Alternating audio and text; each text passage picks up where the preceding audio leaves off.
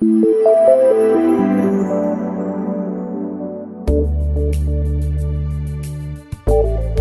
you're watching Addleshaw Goddard's Employment Channel. In this week's headlines, can employers dismiss serial litigators without fearing victimisation claims? An EAT decision highlights the common pitfalls for employers in this area. More on that in a moment. Also in today's programme though, can tribunals award costs against unemployed and unrepresented claimants? You'd think perhaps not, but you might be pleasantly surprised.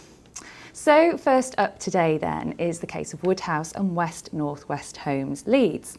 On these facts, I think you're likely to have a little bit of sympathy with the employer here. Mr Woodhouse is a black employee. Over a 4-year period, he brought around 9 grievances and 7 tribunal claims against his employer, each raising separate allegations of race discrimination. The complaints were all found by both his employer and the tribunal to be both misguided and unfounded. Perhaps unsurprisingly, his employer eventually decided that there was clearly a serious breakdown in trust and confidence between the parties, and they dismissed him.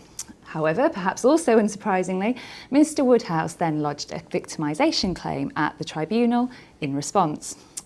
To recap then, an employee will be victimised when they suffer detriment because they've done a protected act, and this includes bringing a grievance or employment tribunal proceedings. So, was this victimisation? Well, the employment tribunal actually found that Mr Woodhouse's dismissal didn't amount to victimisation here because they said his employer would have dismissed any employee who brought this many unfounded grievances or claims, whether or not they related to race. However, Mr Woodhouse appealed this decision to the EAT to his ultimate advantage. This is because the EAT found that the tribunal had got this wrong. Mr Woodhouse's grievances and tribunal claims were protected acts, and he'd been dismissed because he'd made those protected acts. There was no suggestion that he'd made the complaints in bad faith, which might have prevented them amounting to protected acts. So a claim for victimisation had clearly been made out. The tribunal had been wrong to dismiss the claim by referring to a comparator because a comparator isn't needed to bring a victimisation claim. So not a particularly helpful decision for employers who are struggling perhaps to manage a serial complainer like Mr Woodhouse, but perhaps not that surprising from a legal perspective. I asked Claire Thomas, a managing associate in our employment team, what she thought about this decision. Thanks, Helen. This is an interesting decision and one which employers should bear in mind when dealing with employees who have brought a complaint of either any number or any nature against their employer. It's understanding in situations like this that employers will want to close a situation down as soon as possible, but however frustrating they may find the situation that they're in, the EAT's decision is legally correct.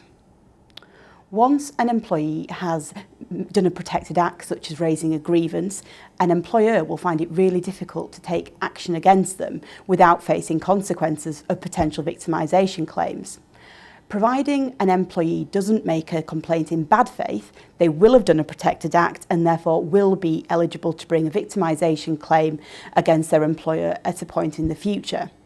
For this reason, it will be really difficult for employers to be able to separate the protected act from the reason for dismissal.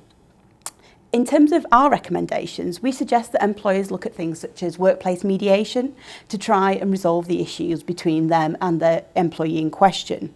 Nevertheless, this case is a useful reminder that employers should be really wary when looking to dismiss employers for the protected act, and instead they should try and rely wherever possible on other fair reasons for dismissal, such as capability or redundancy. Thanks, Claire. And now on to something completely different, a good decision for employers on costs awards. This may be a bit of déjà vu as we once again visit the case of Vaughan and London Borough of Lewisham, which you may remember we covered on the channel back in April. So you might remember Miss Vaughan, who wanted to admit secret recordings in evidence at a tribunal hearing. On this particular point, the tribunal had refused that application, so she'd appealed to the EAT. However, the EAT had agreed with the tribunal's decision because Ms Vaughan hadn't been able to prove that her evidence, these secret recordings, were potentially relevant. They'd said, had she done this, perhaps by providing transcripts, the result on that point might have been different. You may be wondering, well, how is this relevant to costs? Well, entirely separately, Ms Vaughan also appealed to the EAT on another part of the tribunal's decision. At the end of her 20-day tribunal hearing, after all her claims had been rejected, the tribunal had awarded a hefty costs award against her on the basis that her claims were misconceived. This award amounted to around £87,000, so it's no wonder that she appealed.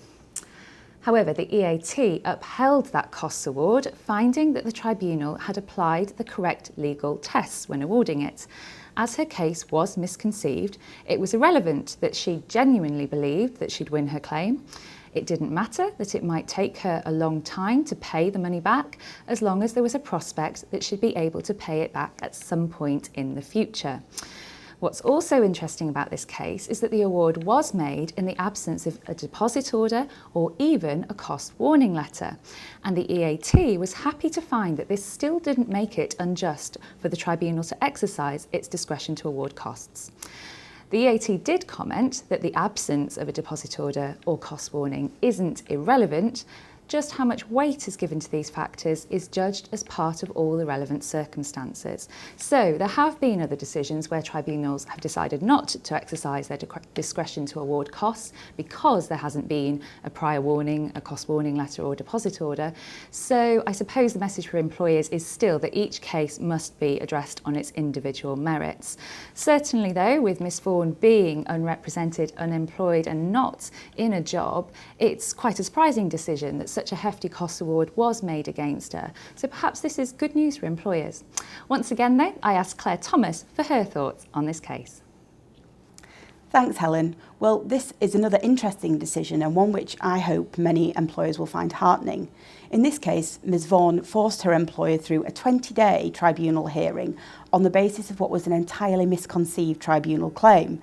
So I'm hopeful that decisions like this will deter claimants from doing such things like that in the future when their claim has absolutely no merit. In terms of some of the problems that we see when dealing with unrepresented claimants in particular, they can often advance claims right through the tribunal system which essentially go unchecked and they never actually have any advice on the merits of their claim. We're hopeful that the new tribunal regulations, which come into force on the 29th of July of this year, will remedy that to an extent, particularly because the concept of the double sift system is introduced, which is designed to weed out any unmeritorious or weak claims at an early stage. Again, a judge in this case would be able to look at cases and striking them out at an early stage of their own volition.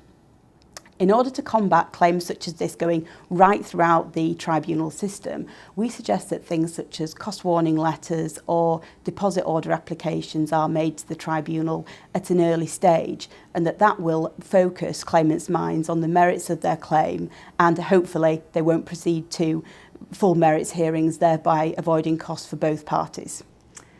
Thanks, Claire. Well, that's all for today from Addleshaw Goddard's Employment Channel. Thank you for watching and see you next time.